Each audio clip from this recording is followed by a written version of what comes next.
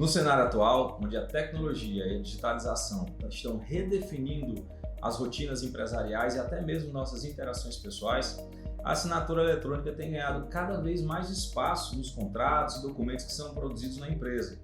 Nesse vídeo a gente vai falar dos diversos tipos de assinaturas, as suas validades jurídicas, aspectos jurídicos com relação a essas assinaturas, a utilização delas entre particulares e com o poder público e como você pode aproveitar para trazer mais tecnologia, modernização e aprimorar processos com muito mais segurança no dia a dia dos seus negócios. Então, quais são os tipos de assinatura?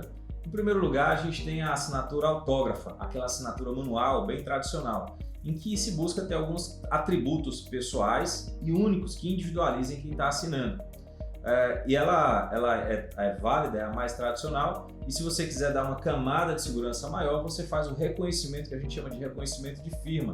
Um tabelião de cartório vai comparar a assinatura que você fez com um cartão de autógrafo, essa é a chamada autenticação por semelhança, ou também ele vai, na presença daquela pessoa, fazer um reconhecimento da chamada assinatura por autenticidade. Então, ela traz muita segurança, apesar de que ela tem um custo, ela tem uma série de burocracias que a gente começa a enxergar hoje quando a gente tem outras opções, que são as assinaturas eletrônicas. O segundo tipo de assinatura é a assinatura digitalizada, é aquela assinatura que na verdade reproduz a assinatura manual autógrafa, né?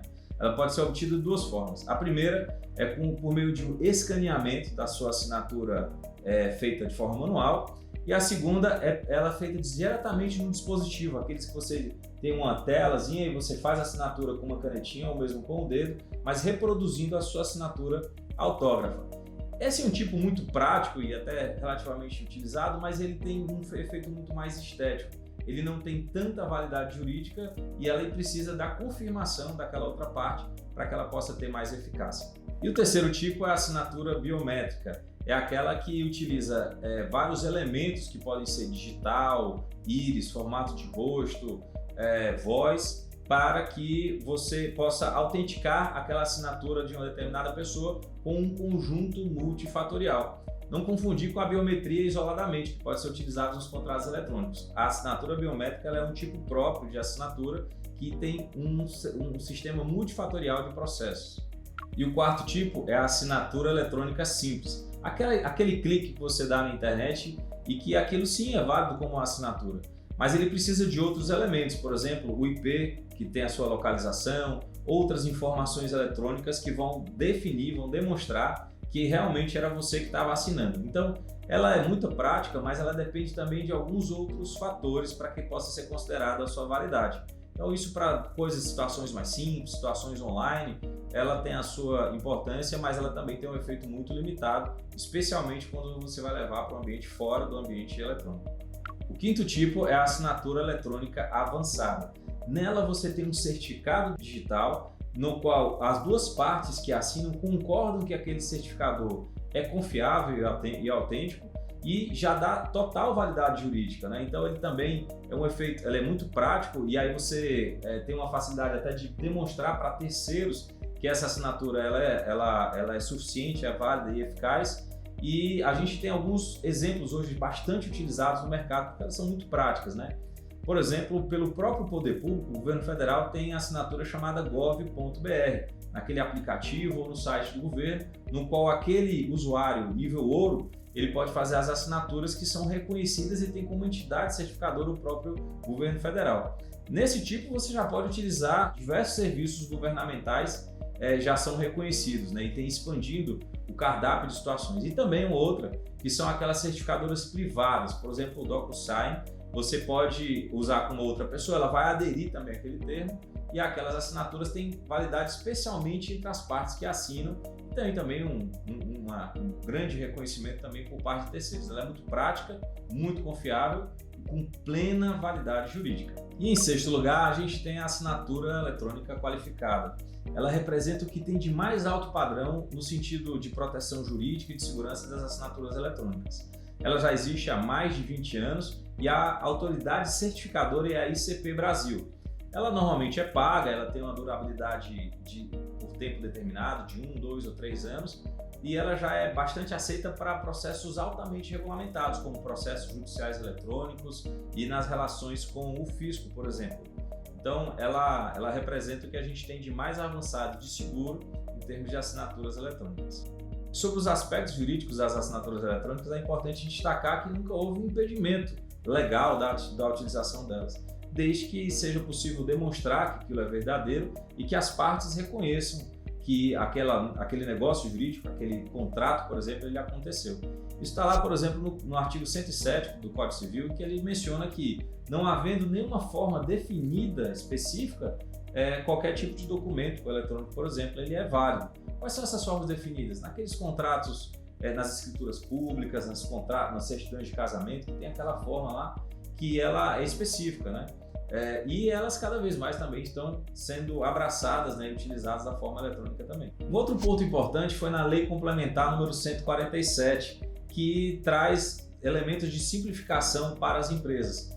E lá na lei ele menciona que os registros empresariais eles podem ser feitos mediante assinatura eletrônica, que teve a sua própria regulamentação. Então, já em 2014, você tem ali a possibilidade de fazer alguns tipos de atos empresariais ali no registro societário da forma eletrônica. E em 2016 foi criada uma plataforma de serviços governamentais federais digital.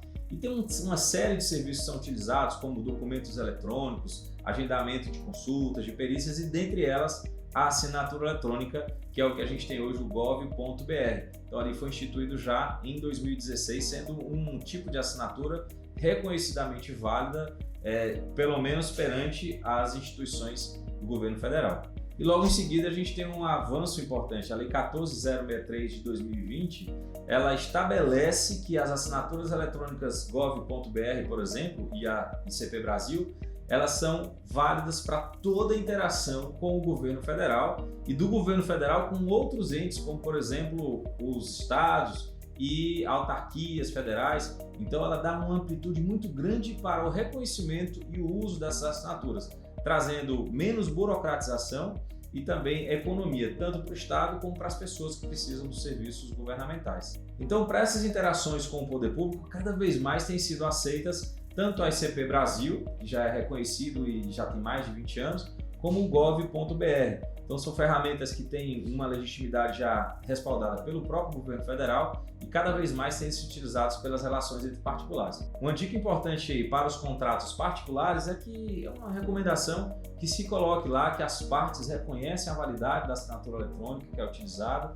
e que a modalidade de assinatura é aquela forma eletrônica mesmo. Então você vai fazer uma menção à validade, ao reconhecimento, à legitimidade da escolha daquela assinatura, por exemplo, o gov.br, ou outra que você vai utilizar, um particular, nesses instrumentos para deixar de forma muito visual para quem assina e para terceiros que aquela modalidade foi válida e que é reconhecida entre as partes. Na medida que a era digital vem moldando as relações nas empresas e até mesmo nas nossas interações pessoais, a assinatura eletrônica tem ganhado esse espaço, não só no sentido de redução de custos, de otimização de processos, de tornar as operações mais rápidas e práticas, mas também no aspecto da segurança. E elas têm, no caso da ICP Brasil, ficado cada vez mais baratas. E no caso do Gov, da assinatura gov.br, elas são até gratuitas, disponíveis para todos os cidadãos. Então é um momento que as empresas podem fazer uma reflexão sobre a adoção dessas assinaturas, muitas já o fazem em larga escala.